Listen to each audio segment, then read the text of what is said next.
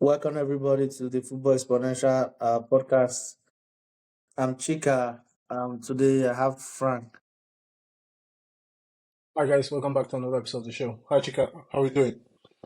It's It's been been been a long time. I'm it's back. been it's been a long time catching up with you. I know Uh, you have some. I know life has been lifing for you, so welcome yeah, back. yeah, yeah, yeah, yeah, yeah. Okay. So maybe I had to prepare for the election.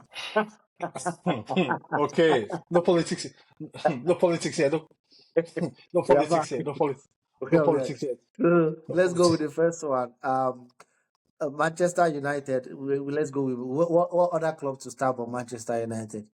This is a Yeah, club that hasn't won anything for years. That's when people that are not Manchester United fans talk bad about Manchester. Even as a Chelsea fan, I tell them Manchester United is the envy of every football club in Europe. That's just they've not won anything in years, but they are still mentioned in social media. Everything has to be Manchester United. Let's go. 10 points in 4 games for Ruud van Nistelrooy across all competitions. With Ruben Amorim appointed, I think he's taking over after the international break or before the international break, yeah. whatever. It's no after the international break, but there's breaking news that he's having some complications with his work permits, but they expect it to be done this Yeah, week. they'll do It's they'll still, give him a well, waiver. he's coming. Yeah. So do you, if you're Manchester United executives, I'm not talking as a fan. Being a fan is different from being an executive. As an executive, do you think they should keep Ruud van Nistelrooy? Because just last week, Casemiro came out. Was it? Yeah, it was Casemiro to say that Cause he wants him to stay, and they're looking at what he has done. They've not played the best of football, but at least they've been winning. It's like they've taken out the load, the burden they've had. So, do you think Manchester United executive should keep him on board or just let him go? um, I believe this for me. This is a straightforward answer. He has to go.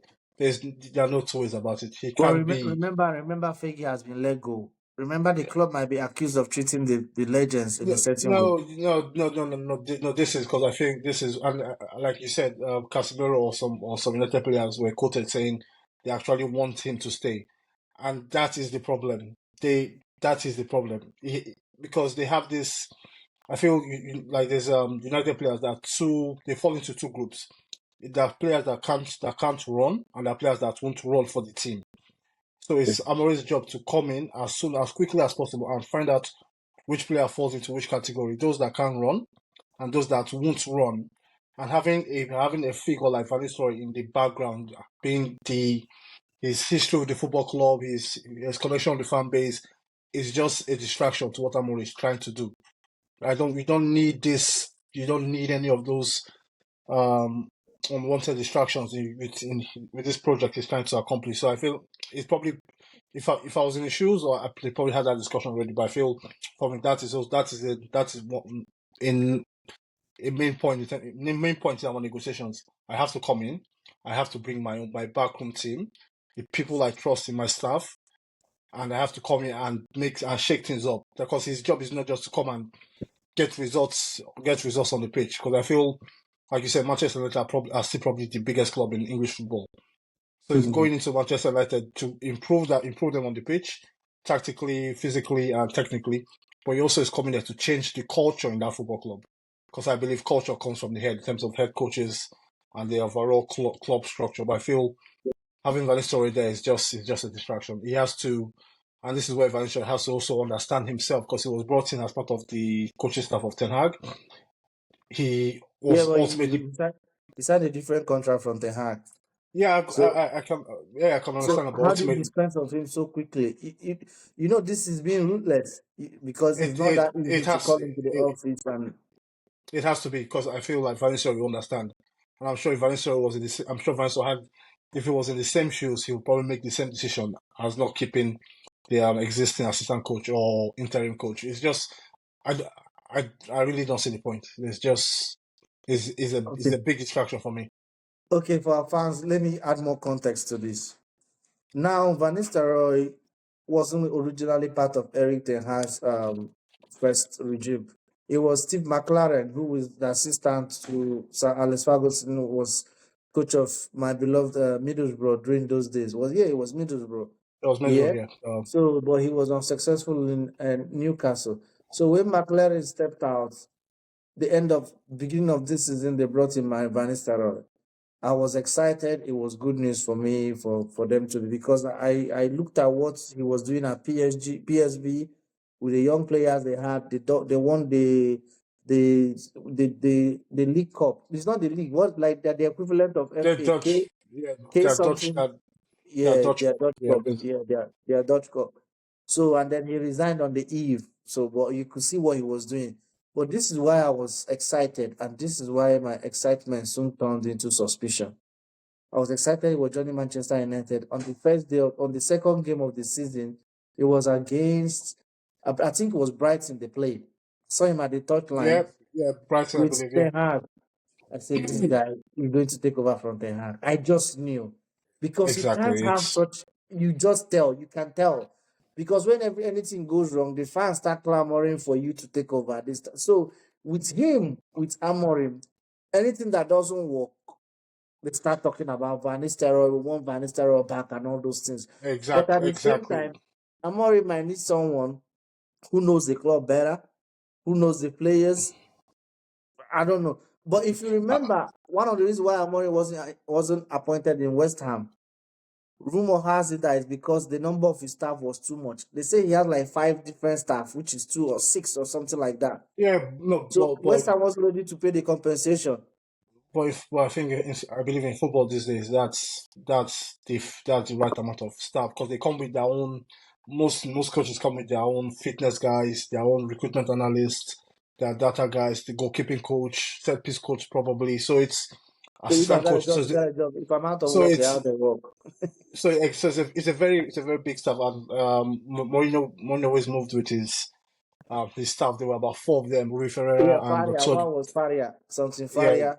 And one Rui was Fer- Sevino, the goalkeeper coach or something. It started with Exactly, F. exactly. So Yeah. it's always, so I just feel I feel it's part of the negotiation, and I get the point where you say there's probably a need for somebody who understands the club culture. But then again, what club culture are we talking about? Is it the club culture that has existed in the last 10 years, or is it the club culture that has existed before that with the Fergie years? So if you want to go back to the Fergie years, the nostalgia years, those days are gone. You have to move on from those days.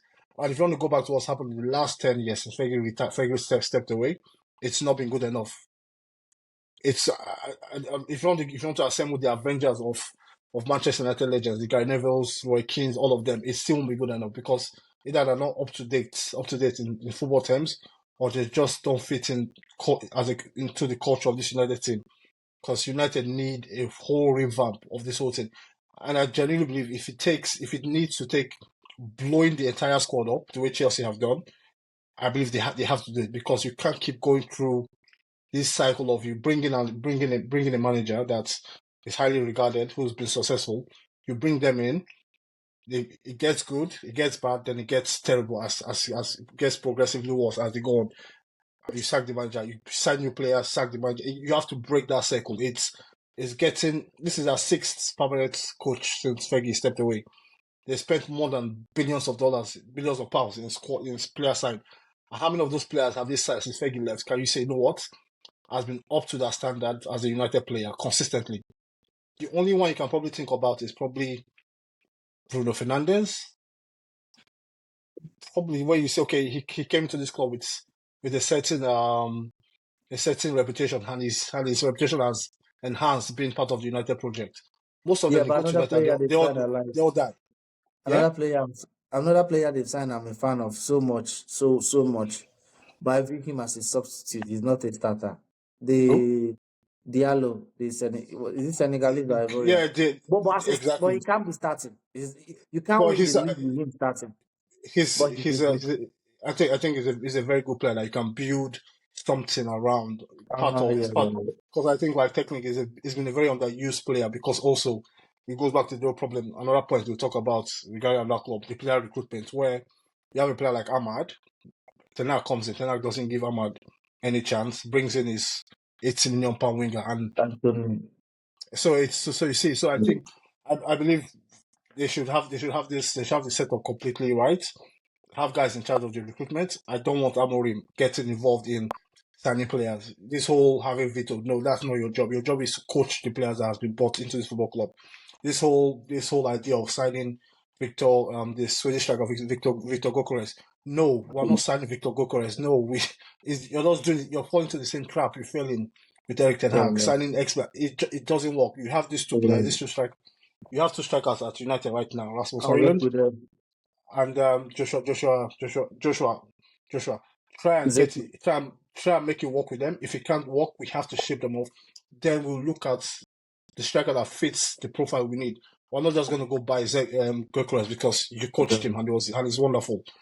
All those little deals need to stop. Like you have to be smart because really and truly, can United actually afford to buy him? Is he really priority for them? Because there's still some holes in that squad. So, well, back again, like Van Nistelrooy, he has give him a big handshake. Thank you for holding the job down. You did the club a solid. You probably boosted your chances of getting a top job somewhere in Europe. But thank you and goodbye. That's it. Okay, that should be all for Manchester United. Let's go quickly. Let's go with the second one. Manchester City, for the first time, recorded 4 consecutive league losses for the first time since in 18 years. And if It's bad.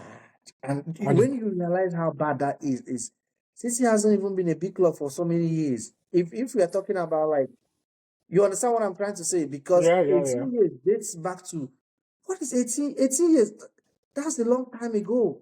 And City Yeah. wasn't even a big club then. So that means clubs don't go through four. I didn't realize how bad it is to have four But it's, straight. but it's also the first time in Guardiola's managerial career where he's lost 4 games No, they in a say he's row. lost before. They say he He's lost lost. before 4 games. Yeah, yeah, Okay, yeah. I easy. heard it because he himself said he hasn't. But records say he lost in Bayern Munich, but he had already won the league title by then. Okay. I listened to Talk Okay, Sports, that's and there's somebody else. I think Football 3 said when he was at Bayern Munich, but he himself said it's the first time. But I checked the records; it's not the first time. It happened before, but he already won the league by then when he lost okay. four Okay. straight time.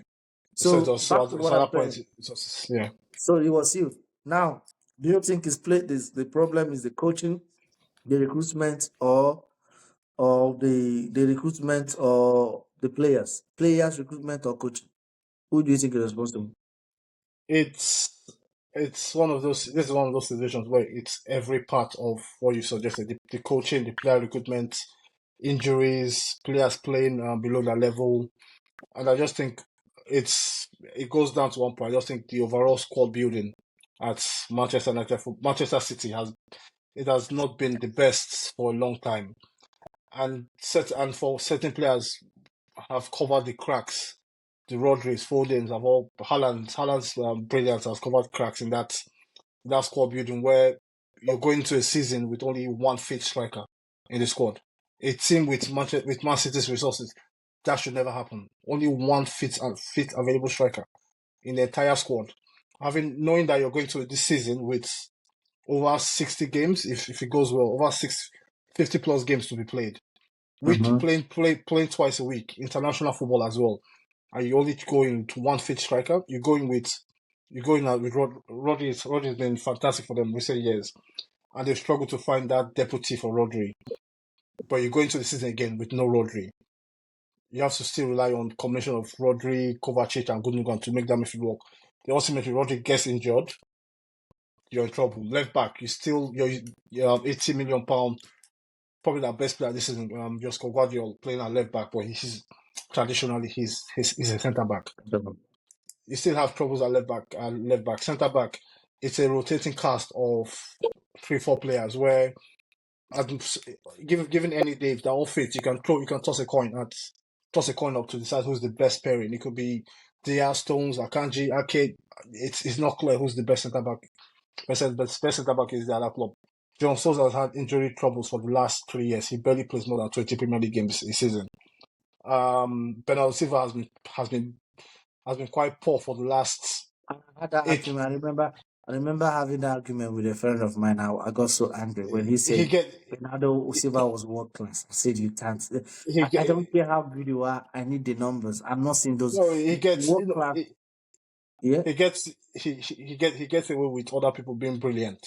When De Bruyne's Foden and then Haaland are doing that thing, it's okay to be class in that group. The team is going well. But when the chips are down, when players are injured, when they look to you for inspiration, he's been wanting. Um, the wingers they brought in, Savinho, Doku, Grealish in the last most of some of them for big money. Hold on. Just do me a favor. Hold on. Let me for more context. I get you. I prepare for this topic. Hold on. I want Okay, to give you a okay. list. I want to give you a list of players. There you can go on. As of 2029, these players were having their best seasons or were in the prime of their career in Manchester City. Mm-hmm. Raheem Sterling, Yes. Aguero, Laporte, Leroy Oh yeah. Sané, Fernandinho, Riyad Mahrez, Cancelo, David Silva. Exactly. I'm not Exactly. saying what they are today. I'm saying what they were Yeah. as of then. Look at the Then all the, recruitment. Ruben Diaz, Nathan Ake, Akonji, Rico Lewis, Kovacic, Mato Nunes, Doku, Grealish, Savino, Guardiola. It's not the same. It's not. So the it's not the recruitment same.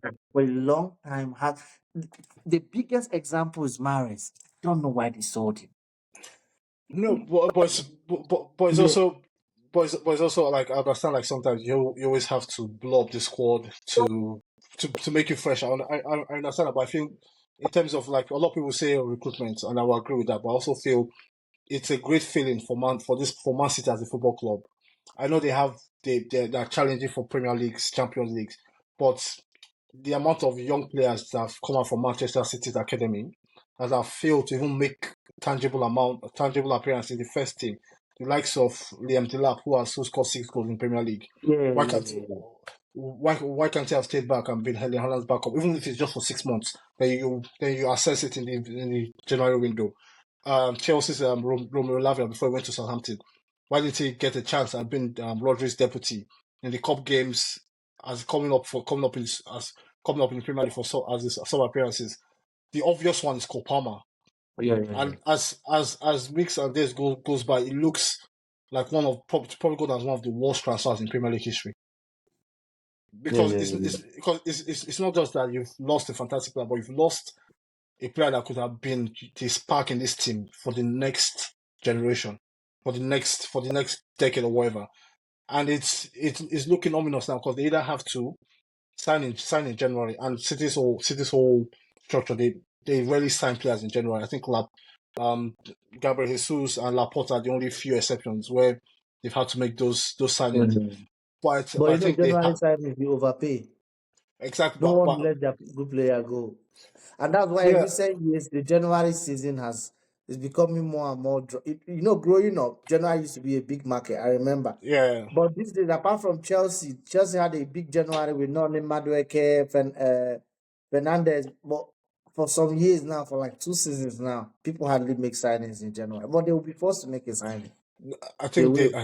I believe they either have to go into the market in January and get bodies, and with the overall nature of football this is where it's physically demanding, like the intensity, the pressing, the sprints players have to go through every day just to be at the top level.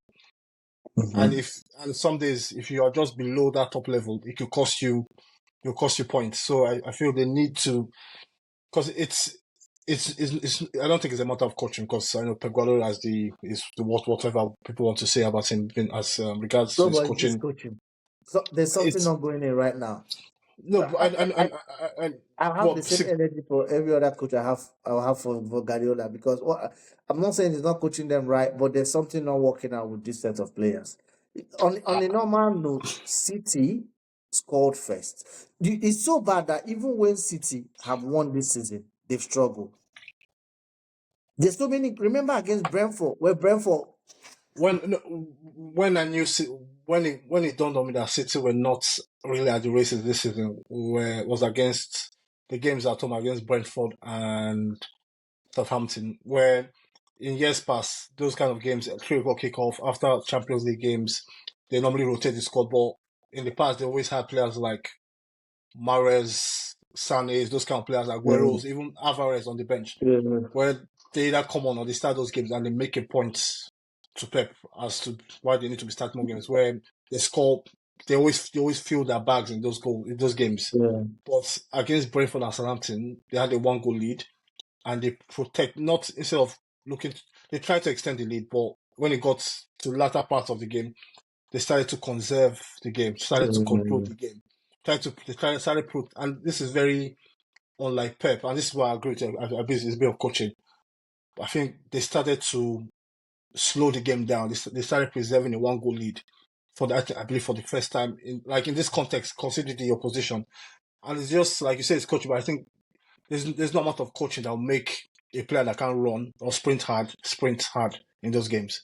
And when you're asking Gundogan, Kovacic, Bernardo Silva, Kevin De Bruyne is just come back, and some younger players are still finding their way. Like Sevino is a fantastic player, but he's still finding his way to this overall yeah, setup. When you ask them to do, because I see them, they're not really a good pressing team. They can only press for short moments, for short parts of games, and there's no creativity in that team anymore. The spark, I don't know what's happened to Foden. Foden has not been himself so far this season. But again, sometimes this is the result of when you've been. No, but why I understand it's not been, but I've not been a Foden fan all these years because Mm, he's done it right, but he's been a system player. I'm not saying he's not good. I'm not saying he's not good. I'm not saying he's not good enough. If I take Saka to any team, he will do what he does in Arsenal in that team. I take Palmer yeah, to any team. I don't think Foden is that sort of a player. Everything it's has to be created. You understand what I'm trying to say? Like, I think it's like what I see. I get your point. What I would say, it's my issue with Foden, whenever Foden is being compared to Saka, for example, or Salah and those kind of players, I always say, okay, when Man City are at their best, they don't need Foden to perform for them to be at their best. They have De Bruyne's, Kevin De Bruyne, mm, Bernardo Silva, Rodri, and Haaland. So you have at least 3 or 4 players that Man City always defer to bail them out or get them results. Foden is one of those players. Is one of a good bunch of players. But with Saka, Salah, those kind of players, they have to be at their best week in, week out yeah. to see their Like team today, over the line. Palmer struggled a lot in this I game. see, And like you just watch the game, you you just see, even against you see Manchester United. exactly. Even Yeah, like Saka today, Saka wasn't that is he didn't have the best of games. He affected Arsenal, but you see like these 2 players, Saka and Odegaard. We'll talk about them soon.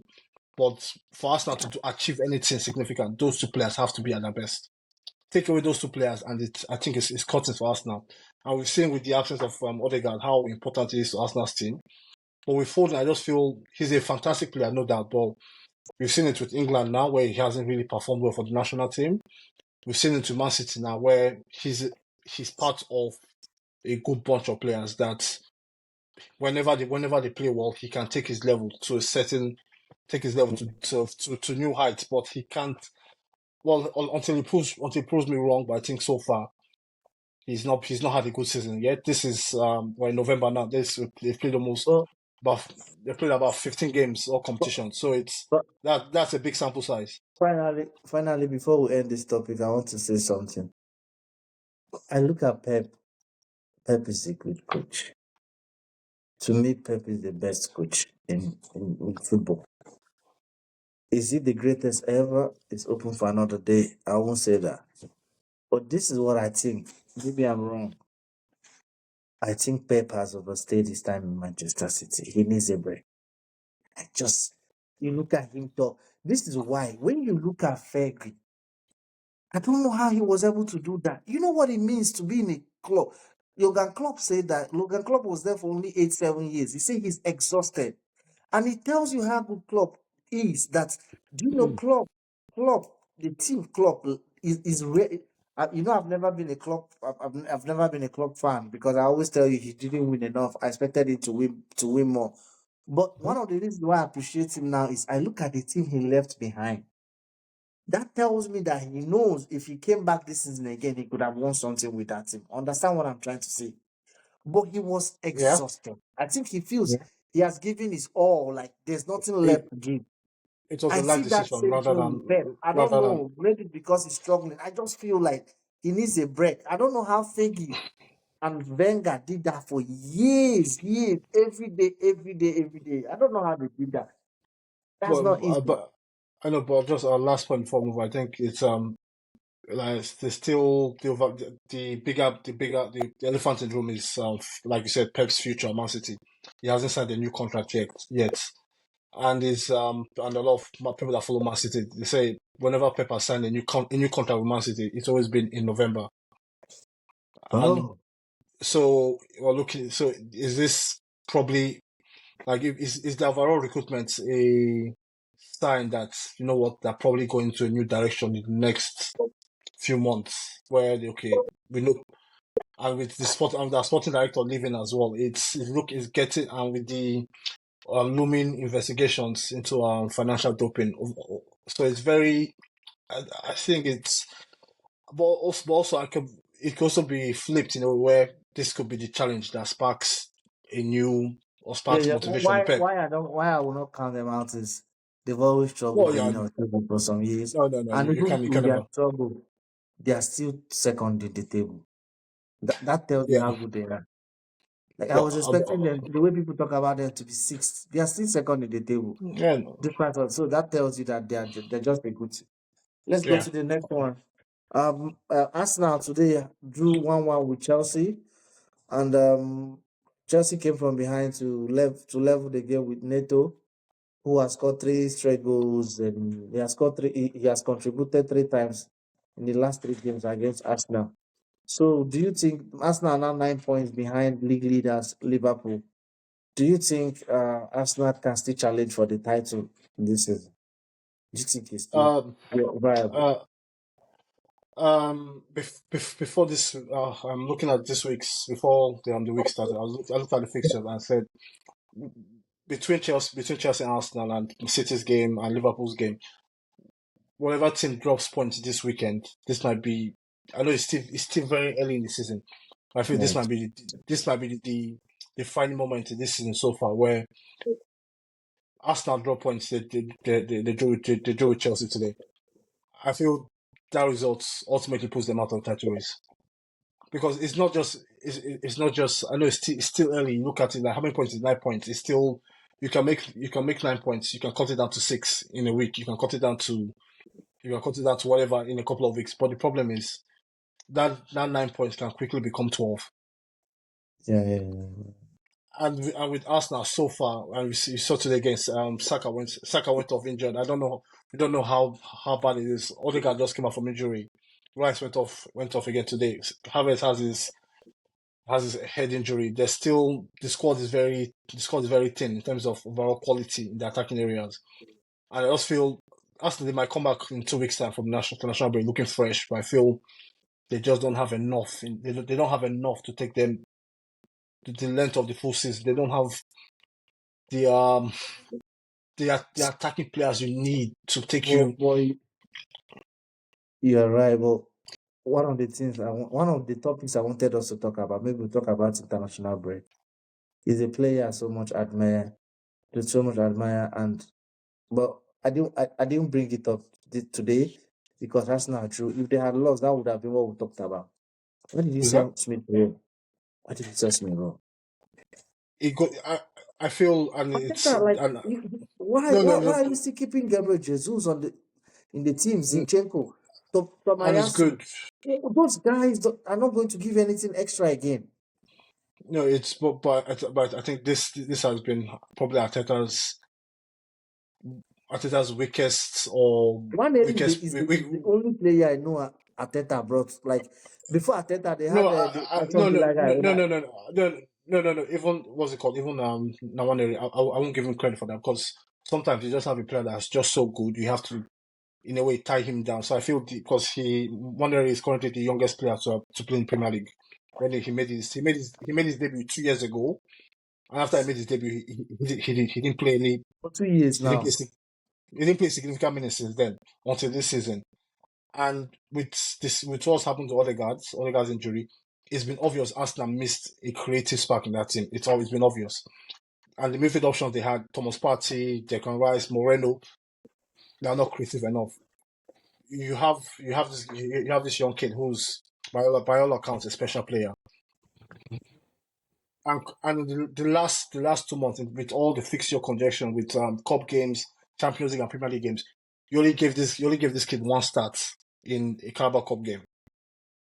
I know. Huh. I see. I know people will tell me, "Oh, but they're challenging for the title." I understand, but I think the fact that Nwaneri hasn't played more so far, especially with Odegaard's injury, is a disgrace. Because if you don't play him now, when will you play him?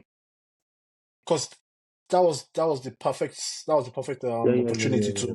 to bring him. And sometimes you never know how good a player is until you throw him in, and it shows you either they sink or swim. Sometimes they go in, they're fantastic, or sometimes it's a bit tough. You take them out and you bring them in again. That's how you find the like some of the best young players that have gone on to become great in football. That's how you find them. You see, Yamal at Barcelona. He was, Yeah, thrown, yeah, yeah. he was thrown into the one of the biggest clubs in European football at the age of 16. He's still 17, starting week in camp for Barcelona. The centre back, same thing, Kubasi, playing in Champions League games. Are we at Napoli? Are we at Paris Saint Germain? At Balde. 17. There's one young Balde Exactly. also, the left back. So exactly, you could go for that. Gavi, Pedri, even United, Kobe Mino, but even and it's I think it's more frustrating considering the history of this specific football club, Arsenal, when Yeah, Arsene like see, Wenger there was a this boy that left this Arsenal to join Manchester United, Obi Martins or something like that. yeah How can you yeah leave Arsenal? Like Arsenal has a better academy than United. Like that tells me but the no, but parents I said see a it. problem. No, but like people close to the situation cited the fact that Obi Martin saw more of a pathway to making his Premier League name or getting Premier League games at United and Arsenal. And if you look at the statistics, look at the numbers, look at the players that they've lost just from this whole situation. Omari Hutchinson for another one who leaves Arsenal on a free transfer to come to Chelsea and ultimately Oh, gets sold by the Chelsea. Chelsea man Hutchinson. Yeah, Omari Hutchinson came from Oh, Arsenal on a was he free an transfer. Arsenal player before? Was an Arsenal player, but he left because he didn't see the pathway to the first team. And this is a growing sentiment amongst all of Arsenal fans, though they And will Chelsea paid deny 20 it. million or how much for him? Damn. Yeah. So, but it's you see, and that's why, like, because I know back then, this was I think 2021, 2022, when this was when Arteta was at his lowest moment as the Arsenal head coach, when he went 3 months without a Premier League win, and when he was fighting for his job, the players he turned to save him as Arsenal head coach, it wasn't Aubameyang, Lacazette, or Ozil. It was Saka and MS Smith Rowe. Those two players, Yeah, those yeah, two yeah. players' performance in that season kept him as Arsenal head coach, and he's gone on to spend close to £200 million on midfielders alone. That I feel are not better than MS Smith Rowe as a football player. Like we've seen MS Smith Rowe this week. The two games he's played, the Mm. one he played on Monday and the one he played this weekend. Like he's a fantastic footballer. The creativity, the vision, the pace, the dribbling, the goal scoring. This is what Arsenal lack. Today against Chelsea, you're looking for creativity, you're looking for spark. You're bringing on Trossard, who came on and he had a shocking game. Havertz is still playing Havertz is masquerading as a striker. The fact that Arsenal fans have convinced themselves that Havertz is enough to lead them to the promised land, No, no, no. it's it's it's funny.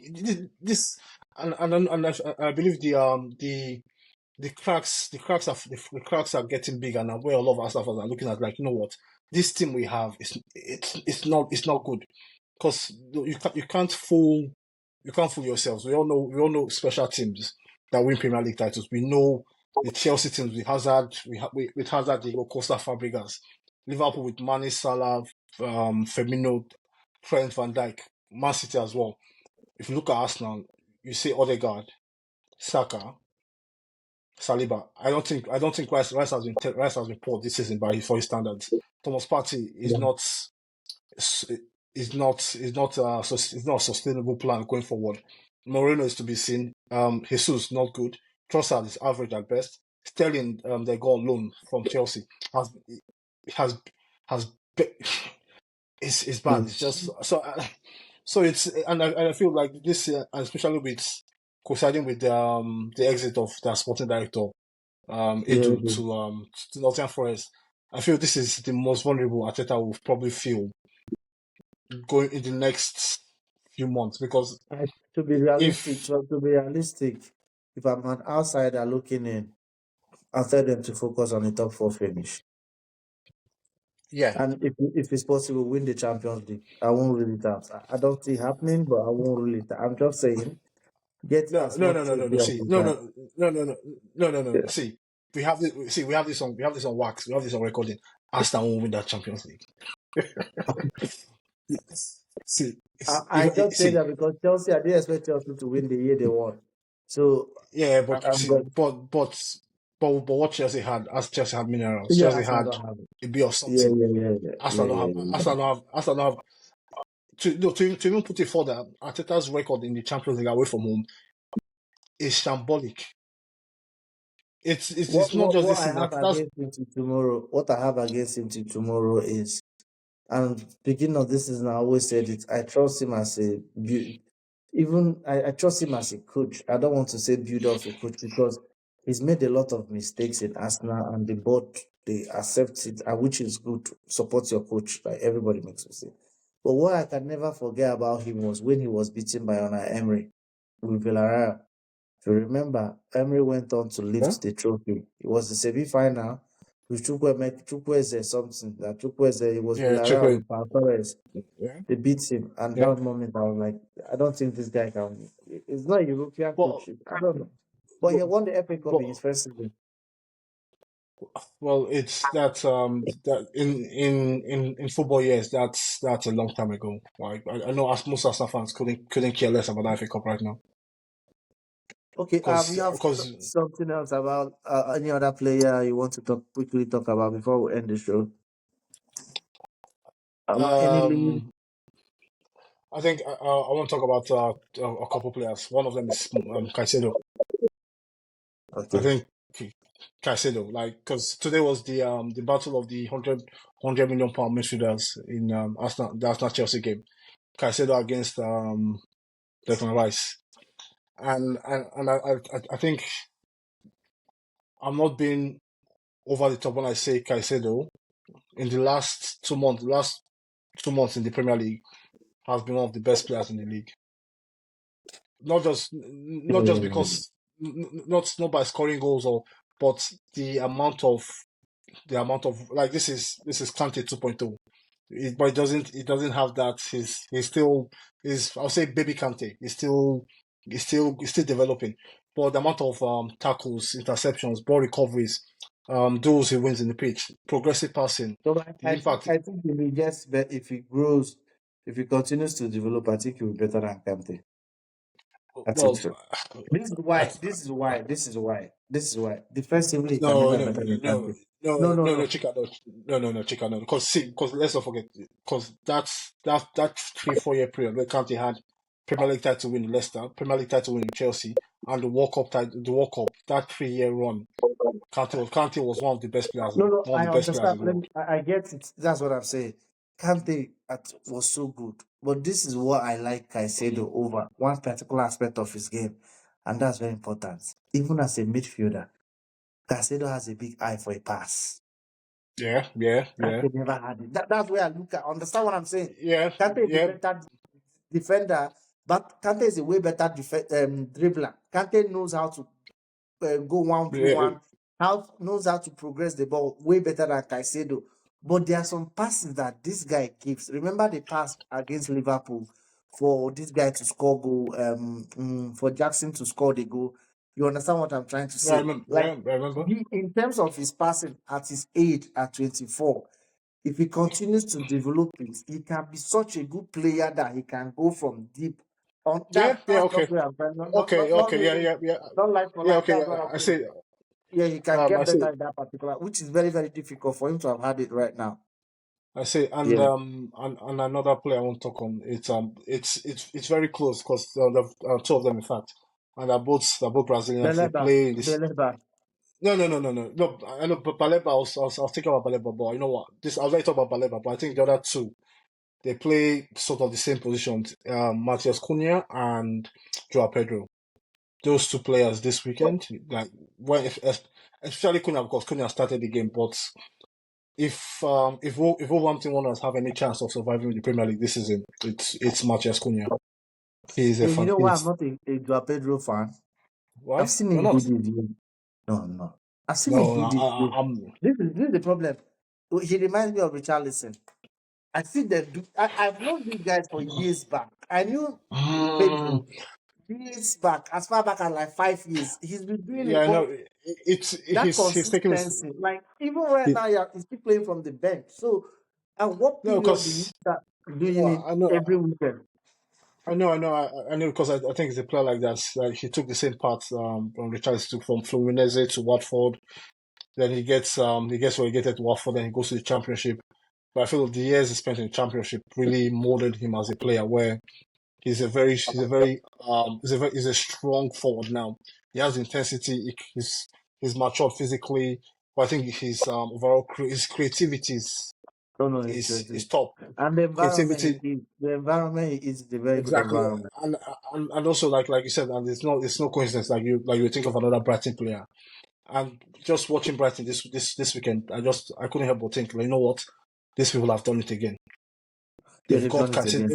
they've got another Caicedo, they've They, they, got they, another they've done they've it. got another hundred, they've got another 80 to 100 million pound there waiting for Baleba. When he came on, there's this gif or this meme where he came on, he had Kovacic here.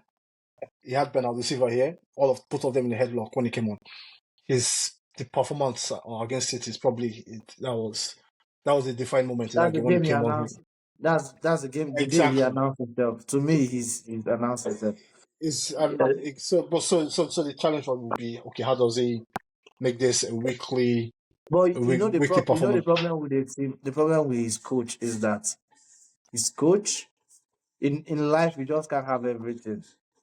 His coach is suffering from the same thing Brentford is suffering from. They just keep leaking goals. I don't know what it Yeah, is. no, you know what? They You depend know on what? outscoring their opponent. There's something.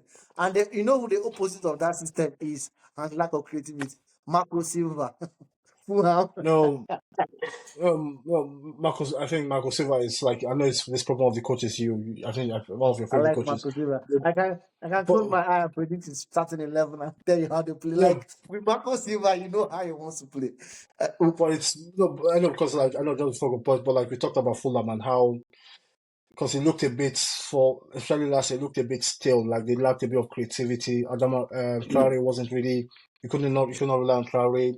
The striker situation. I know Muniz had a good patch towards the end of last season, and people are not worried about losing to Portuguese midfielder Palina. And I feel you know what they're a better team now without Palina. I know they they're have better. better Hold on. players now. You know what is so good with them that they have that no other. Well, let's say no. Does Newcastle have it? I don't think if I see that I can come up with another team, but no other team except Chelsea has it. Is that they have a team squad, Fulham, but every player is different from the starter. If he wants, let me give you an Yes, example. Tete is yes, starting I agree. Yeah, defensive. Castilla is the second one, offensive. It's yeah, the same position, two yeah. different players. You go to the But left back. I forgot who is there's doing their left variety. back, Robinson and all those. You go to the center, he Robinson, has yeah. Tom something, Tom Kenny or whatever. Yeah, Tom Kenny, yeah, CAR, yeah, Tom Kenny. He knows how yeah. to retain the Okay, ball and yeah. hold the ball. He signed Bench now. Bench is a more defensive player, more of the guy. He has Pereira, he has Iwobi. He can take out Iwobi, put Harry Wings to be offensive. He has Jimenez. He can take out Jimenez, put in Muniz. So it's a team squad, but he has everything he needs in that team squad. And The- and he also and he also has like with a player like Traore, he also have that game breaker that can come off the bench when he starts. yeah, yeah, That yeah, has yeah. he has that pace. He has that pace. He plays with intensity. But I feel like I said, like I believe they're a better team now this season than they were last season and season before. Way better. Not because they sold Paulina because like I know that's another guy you like I've never been a Palhinha guy because I feel he's I not. like him. But you I were feel right like about him, though. I feel like if he gets to a bigger team that He will be has exposed. 70-80% of the ball, like he'll struggle. But I think what they've done this season, they've improved the technical quality of that team, where they have one of Yeah, the best. They have one of the best passers of the ball as a central defender in the league. Anderson, he was fantastic on the weekend against Crystal Palace.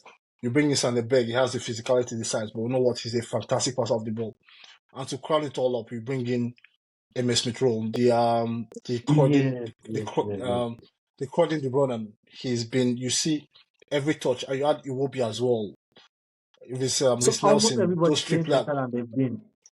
Almost No, everybody's so playing so better than so you see, this is where that I feel like with results and with the environment that he's created there, like you see these players are showing that talent. Iwobi is playing fantastic these days. Smith Rowe as well. Reece Nelson not playing well. Jimenez is back on form, scoring goals again, looking confident after years of his City injury. So you see that getting and I think they that have the getting that best offensive left back in the Premier League, apart one from yeah Guardiola. yeah Who's better no this offensively than Robinson?